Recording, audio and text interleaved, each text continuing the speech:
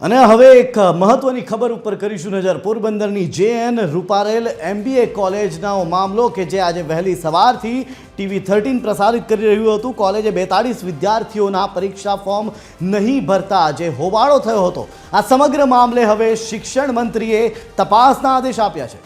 TV13ના અહેવાલનો પડઘો પડ્યો છે। શિક્ષણ મંત્રી પ્રદ્યુમન વાજાએ તાત્કાલિક સમિતિની રચના કરવાના આદેશ આપી દીધા છે। આજે મોડી રાત સુધીમાં રિપોર્ટ રજૂ કરવા માટેના પણ આદેશ આપવામાં આવ્યા છે।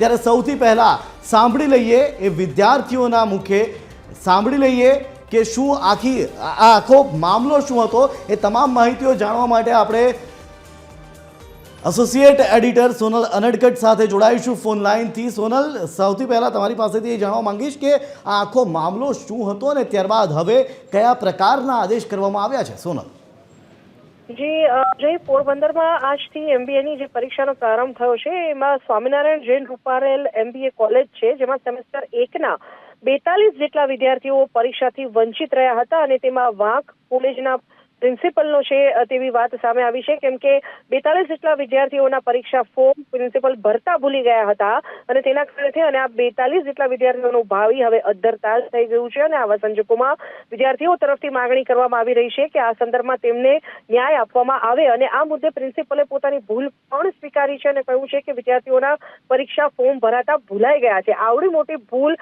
આટલી ગંભીર ક્ષતિ જ્યારે MBA જેવા કરિયર ઓરિએન્ટેડ કોર્સ માટે થઈ શકતી હોય તો આ સંદર્ભમાં શિક્ષણ મંત્રીએ પણ આ મુદ્દાને ગંભીરતાથી લીધો છે અને TV13 જે સવારથી આ અહેવાલ ચલાવી રહ્યું હતું અને વિદ્યાર્થીઓને ન્યાય માટે જે પ્રયાસો થઈ રહ્યા હતા તે અંતર્ગત TV13ના અહેવાલનો પડઘો પડ્યો છે અને તે અંતર્ગત શિક્ષણ મંત્રી પ્રદ્યુમન વાજા તરફથી તપાસના આદેશ કરી દેવામાં આવ્યા છે અને આ સમગ્ર મામલે એક સમિતિની રચના કરવાના આદેશ કર્યા છે અને તે સમિતિ અંતર્ગત આજે મોડી રાત્રિ સુધીમાં જે આ રિપોર્ટ છે તે તાત્કાલિક સોંપવામાં આવે, સત્ય શું છે તે જાણી અને શિક્ષણ મંત્રીને જાણ કરવામાં આવે તે પ્રકારનો જે આદેશ છે તે શિક્ષણ મંત્રી તરફથી કરી દેવામાં આવ્યો છે અને તે અંતર્ગત લગભગ આજે મોડી રાત્રિ સુધીમાં જે આ સમગ્ર ઘટનાનો અહેવાલ છે શિક્ષણ મંત્રીને સુપ્રત થશે અને એવી સંભાવના છે કે આવતીકાલે આ સંદર્ભમાં શિક્ષણ મંત્રી કોઈ મહત્વના પગલાં પણ લઈ શકે છે।